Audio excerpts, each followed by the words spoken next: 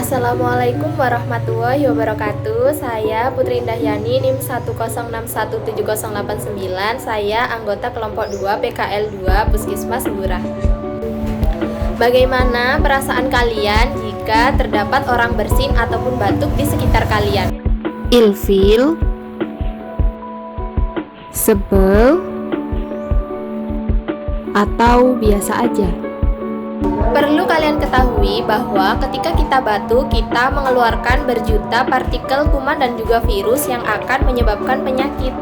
Oleh karena itu, penting bagi kita untuk menjaga etika bersin dan juga batuk. Adapun etika bersin dan juga batuk sebagai berikut.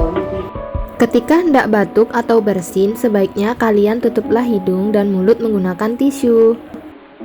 Yang kedua, jika kalian lupa membawa tisu, tutuplah hidung dan mulut menggunakan siku lengan atas. Bila batuk kalian berlanjut, maka gunakanlah masker. Selain menggunakan etika batuk dan juga bersin, perlu kalian ketahui bahwa kita juga perlu menggunakan masker ketika kita akan keluar rumah. Karena apa? Karena masker dapat menyaring kuman dan virus yang akan menularkan penyakit. Demikian informasi dari saya mengenai etika bersin dan juga batuk. Semoga bermanfaat.